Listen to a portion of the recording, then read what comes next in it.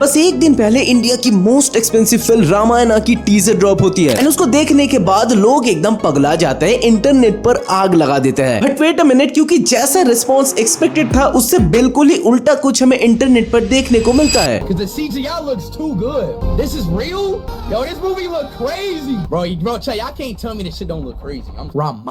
Foreigners जैसे speed ने भी इस टीजर को देखने के बाद इसको लेकर अपनी एक्साइटमेंट जताई है। वहीं पर रामायण बावजूद एक इंडियन स्टोरी होने के इंडियंस ही इसको लेकर काफी ज्यादा हेट और ऑनलाइन रेज कमेंट्स पास कर रहे हैं, जहां पर ऑडियंस इस टीजर के बहुत सारे शॉट्स को PS4 के गेम के साथ कंपेयर करते हैं। ऐसे भी लोग होते हैं जो इस टीजर को AI मेड बोल देते हैं। रणबीर कपूर के कास्टिंग एज राम पे भी सवालात उठाए जाते हैं, जहां पर दूसरे एक्टर्स के फेसेस को स्वैप करके दिखाया जाता है कि शायद कोई दूसरी कास्टिंग होती तो अच्छी होती। इवन ये चीज यहाँ पर ही खत्म नहीं होती, हद तो तब पार हो जाती है जब कुछ लोग इसको आदि पुरुष 2.2 बोल देते हैं। I mean, सीरियसली तुम लोगों ने आदि पुरुष देखी भी है? वो एक ऐसा बवासीर था जो तुम आज भी अगर देखो तो तुम्हें कैंसर होने के चांसेस हैं। इस वीडियो में क्लियरली बात करते हैं कि क्या रणबीर कपूर की कास्टिंग एज राम खराब है या इस टीजर को AI से जनरेट किया गया है एंड जो 4000 करोड़ रुपए इस फिल्म पर लगाए गए हैं क्या वो वेस्ट गए? Well, this is Joy and you are watching Joy Sama. पहले एक चीज क्लियर कर दूं, 4000 करोड़ की जो बजट बताई गई है ये दोनों फिल्म्स की कंबाइंड बजट है। रामायण पार्ट 1 की अगर हम बात करें जिसकी टीजर भी आई है उसकी बजट है 2000 करोड़, जो बिल्कुल भी कम नहीं है, क्योंकि ये जो 2000 करोड़ का बजट इस अकेले के फिल्म पर खर्चा हुआ है ये बाकी इंडियन फिल्म सपने में भी सोच नहीं सकते। तो हाँ, बजट तो ज्यादा है, ऐसा इसीलिए भी है क्योंकि इसके VFX और CGI पे 8 टाइम्स ऑस्कर विनिंग कंपनी डीनेग ने काम किया है, जिन्होंने इससे पहले ड्यून के दोनों पार्ट्स,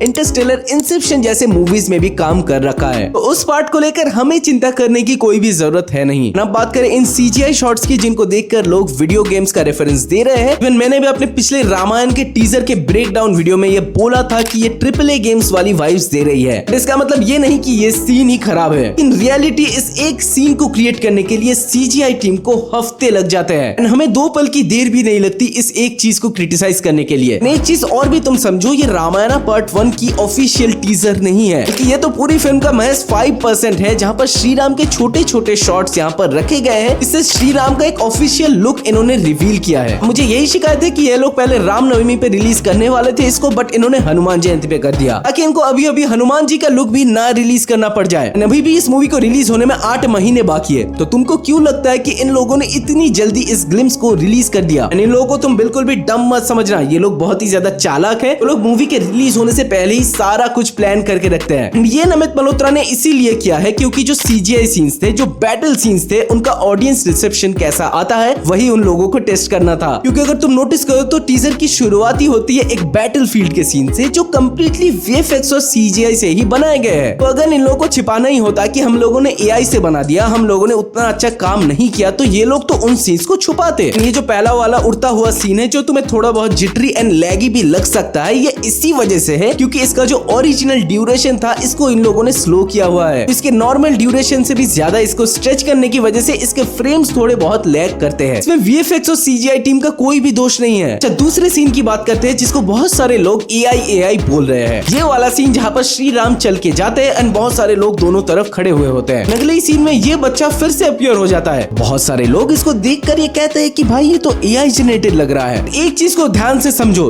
जब फिल्म मेकिंग में एक शॉट को कोई डायरेक्टर ले रहा होता है तो उसको बहुत सारे एंगल से लिया जाता है। इसमें से एक होता है क्लोज शॉट, एक होता है वाइड शॉट, जिसको डिफरेंट एंगल से भी लिया जा सकता है। इसी तरीके से इस सीन को भी मल्टीपल एंगल्स में शूट किया गया था। ऐसा इसीलिए भी किया जाता है क्योंकि डायरेक्टर को शायद एक एंगल पसंद आए एंड दूसरा ना आए। इसी तरीके से इस टीजर में इन लोगों ने दोनों ही शॉट्स को रखा हुआ है, जहां पर एक ही सीन को हम 2 बार देख सकते हैं। इसीलिए ये बच्चा भी 2 बार अपीयर होता है। बात है फॉरेस्ट वाले लोकेशंस पे, जहां पर बहुत सारे लोगों का ये कहना है कि इन सीन्स को तो रियल लोकेशन पे जाकर शूट किया जा सकता था। ऐसा इन लोगों ने किया क्यों नहीं? क्यों VFX और CGI से इस फॉरेस्ट को ही क्रिएट कर दिया? ऐसा इसीलिए है क्योंकि फॉरेस्ट वाले बैकग्राउंड में इनको एक विजुअल कंटिन्यूटी भी मेंटेन करना होता है। यहाँ पर अगर अलग अलग फॉरेस्ट में तुम शूट करो तो उसमें एक कलर टून का भी डिफरेंस आता है, ट्रीज का भी डिफरेंस आता है, नेचर का भी डिफरेंस आता है, जिसको बाद में VFX में फिक्स करना, कैरेक्टर्स को वहां से रिमूव करना या फिर कोई नए कैरेक्टर्स को ऐड करना बहुत ज्यादा मुश्किल हो जाता है। इससे बेहतर होता है कि अगर तुम इस सीन को VFX और CGI की मदद से ही शूट करो तो एक बार तुम किसी सेट को क्रिएट कर लो, वहां पर तुम चीजों को अपने मुताबिक चेंज कर सकते हो। जब ऑडियंस भी उसको देखती है तो उनको विजुअल डिसकंटिन्यूटी फील नहीं होती। आदि पुरुष की बात तुम कर रहे थे ना, वो लोग बस एक फूल को दिखाने के लिए ही CGI का यूज कर रहे थे। उससे तो एटलीस्ट ये वाली चीज बहुत ज्यादा बेटर है। इवन ये जो रथ का पहिया वाला सीन था, इसको भी बहुत सारे लोग AI जनरेटेड बोल रहे हैं, बस क्योंकि इस सीन में डुअल लाइटिंग का यूज किया गया है, एक तरफ टील एक तरफ ऑरेंज, एंड ये बहुत ज्यादा शार्प एंड कॉन्ट्रास्टी भी नजर आती है। तो इसको AI शॉट बोल देना कहाँ का लॉजिक है। AI सीन्स में क्या होता है, जो पैटर्न्स रथ के ऊपर है ना, वहां पर एक डिसकंटिन्यूटी होती है। यहाँ पर अगर पेटल्स बने हुए हैं तो दूसरी तरफ कोई और ही चीज हमें दिखती है। बट इस सीन को भी मैंने जब स्लो करके प्ले किया, वैसा कुछ यहाँ पर दिख नहीं रहा है। आजकल हो क्या गया है ना, हमने इतने सारे AI रिलेटेड कंटेंट्स देख लिए हैं, तो कोई नॉर्मल वीडियो भी हमारे सामने आती है तो हम उसको AI बोल देते हैं। एक सीन है जिसके बारे में मैं थोड़ा बहुत बात करना चाहूंगा, वो है ये परसा वाला सीन। यहाँ पर ये एक्स यानी कि परसा घूमते हुए आता है एंड श्री राम इसको पकड़ के जमीन पे ऐसे गाड़ देते हैं। तो इस शॉट का जो ये एंगल इन लोगों ने चूज किया है, ये बहुत ज्यादा ऑड लगती है। इवन पीछे जो सिपाही खड़े हुए हैं, ये लोग कोई दूसरी तरफ देख रहे हैं। एक छोटा सा सजेशन मैं यहाँ पर देना चाहूंगा, इस सीन को और भी एपिक कैसे बनाया जा सकता था। थॉर का भी एक एक्स वाला सीन है जहाँ पर वो अपने एक्स को ऐसे समन करता है। उस सीन को इन लोगों ने एपिक कैसे बनाया, जब वो एक्स आता है तो उससे एक छोटा सा सोनिक बूम टाइप क्रिएट होता है, जिससे एक हवा टाइप आती है। यहाँ पर भी श्री राम जब उस एक्स को पकड़ते हैं तो पीछे एक सोनिक बूम अगर क्रिएट होता, जिससे पीछे जो लोग खड़े हुए हैं वो थोड़ा बहुत हैरान हो जाते या फिर ऐसे पीछे हट जाते। तो उस सीन का जो ग्रेविटी है एंड श्री राम का जो पावर है, उसका भी एक आइडिया हमें लग जाता।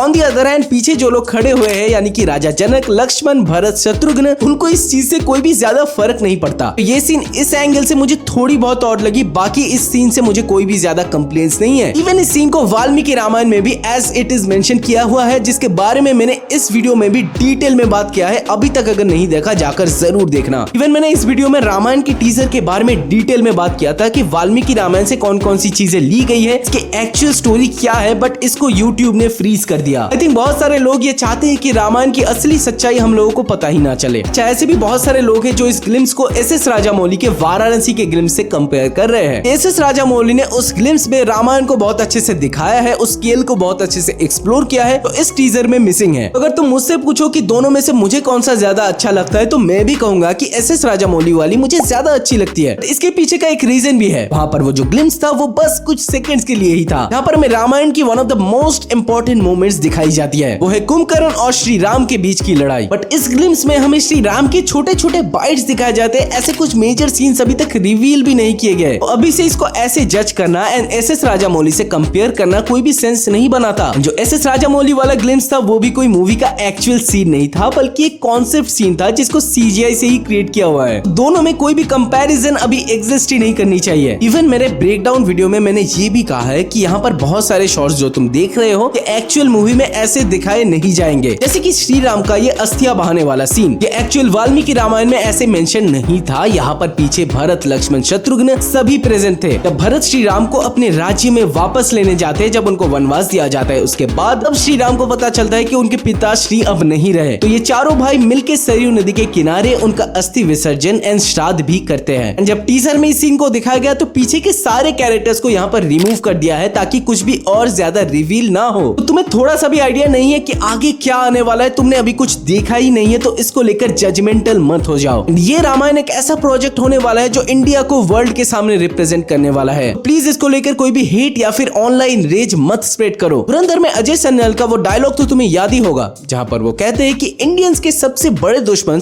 खुद इंडियंस ही होते हैं, पाकिस्तान तो दूसरे नंबर पर आता है। एक और सीन भी है जहाँ पर इन लोगों से थोड़ी चूक हो गई, जहाँ पर श्री राम इस तूफान के अंदर से निकलकर बाहर आ रहे हैं। यहाँ पर अगर तुम उनके बाल नोटिस करो तो वो हवा से फ्लो नहीं हो रहे, वो एज इट इज यहाँ पर है। ये छोटी छोटी डिटेल्स है जो आगे चलकर ये लोग फिक्स कर लेंगे भाई, अभी भी 8 महीने बाकी है। अगर तुम इन सारी चीजों को लेकर निटपिकिंग कर रहे हो तो पुष्पक विमान को लेकर भी बात कर लो, क्योंकि जिस तरीके की डिटेलिंग वहाँ पर की गई है वो इससे पहले शायद मैंने ड्यून एंड अवतार में ही देखी होगी। एंड यश का लुक एज रावण कितना ज्यादा प्रॉमिसिंग लग रहा है, उनका प्रेजेंस कितना ज्यादा डोमिनेंट लग रहा है, इसके बारे में मुझे बात करने की तो जरूरत भी नहीं है। रणबीर कपूर के बारे में जो लोग अननेसेसरी हेट स्प्रेड कर रहे हैं एंड उनके कास्टिंग को लेकर भी सवाल कर रहे हैं, उनके लिए मैं बस एक ही चीज कहना चाहूंगा, इसी सेम बंदे ने इससे पहले एनिमल में भी काम किया था, तब तो तुम उनके परफॉर्मेंस को लेकर बहुत ज्यादा नाच रहे थे, तो अब क्या हो गया? जब एक मूवी में हम एक एक्टर को देखते हैं तो हमें उसके परफॉर्मेंस को लेकर क्रिटिसाइज करना चाहिए, ना कि उसके पर्सनल लाइफ, उसके पास्ट में उसने क्या क्या किया है इसको लेकर। At this time Ranbir Kapoor is one of the finest actors our country has. मुझे पूरा यकीन है वो राम के रोल को लेकर भी प्रॉपर जस्टिस करेंगे। इस रोल को परफॉर्म करने के लिए ना उन्होंने इतना ज्यादा strict diet plan and body transformation भी किया था, इसके बारे में बहुत सारे लोगों को पता ही नहीं होगा। तुम जब एक इतने बड़े बजट की मूवी माउंट करते हो ना, वहां पर तुम्हें एक सुपरस्टार को लेना ही पड़ता है फेस वैल्यू के लिए एंड ताकि लोग इसे थिएटर्स में देखने जाए। वहां पर तुम किसी भी टीवी सीरियल के एक्टर को कंसीडर नहीं कर सकते, बावजूद इसके कि उसने कितना ज्यादा अच्छे से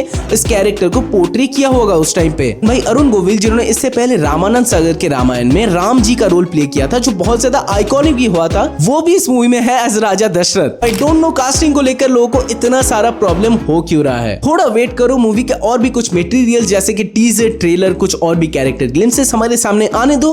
अगर खराब निकले तो मैं खुद उनको क्रिटिसाइज करूंगा। इंप्रूवमेंट की बहुत सारी जगह अभी भी है, बट अभी भी मूवी का पोस्ट प्रोडक्शन का बहुत सारा काम बाकी है। 8 महीने का जो टाइम होता है ना, ये कुछ भी कम नहीं होता। तुम लोगों का तो मुझे नहीं पता, बट मुझे नीतीश तिवारी पे बहुत ज्यादा भरोसा है कि इन्होंने इससे पहले ऐसी मूवीज बनाकर हमें दी है जिसको लेकर इंडिया आज भी प्राउड महसूस करता है। तो रामायण जो इंडिया का एक पैशन प्रोजेक्ट है एंड इसको लेकर इंडिया में हमने इससे पहले एक ही बड़ी मूवी देखी थी जिसका नाम मैं नहीं लेना चाहूंगा। उसके बाद यही सबसे बड़ी मूवी है जिसके ऊपर बहुत सारा बजट भी लगाया गया है। इन मूवीज को खुद हम इंडियंस होकर अगर सपोर्ट नहीं करें तो ऐसी मूवीज इंडिया से निकलना ही बंद हो जाएंगे। आई एम प्रीटी श्योर तुम्हें इस टीजर के पीछे की रियल कहानी तो अभी तक पता ही नहीं होगी, क्योंकि लोग इसको लेकर बात ही नहीं कर रहे हैं। मैं तुमसे कह रहा हूँ जाकर मेरी ये वीडियो देखो, यहाँ पर मैंने डिटेल पे सारी चीजें एक्सप्लेन की हुई है। यूट्यूब ने तो इसके रीच को फ्रीज ही कर दिया ताकि ये और लोगों तक ना पहुंचे एंड लोगों को इसके बारे में पता ना चले। अगर तुम भी ये चाहते हो कि रामायण के बारे में सिर्फ हमें नहीं बल्कि वर्ल्ड के और भी सारे लोगों को भी पता चले, तो उस वीडियो को जाकर देखना एंड और भी लोगों को उसके बारे में शेयर भी करना। रामायण के टीजर को लेकर तुम्हारी क्या ओपिनियन है यह हमें कमेंट्स में जरूर बताना। वीडियो में कुछ भी अच्छा लगा हो तो वीडियो को एक लाइक और चैनल को सब्सक्राइब कर देना। तब तक के लिए हम मिलेंगे आपसे अगली वीडियो में। Peace out.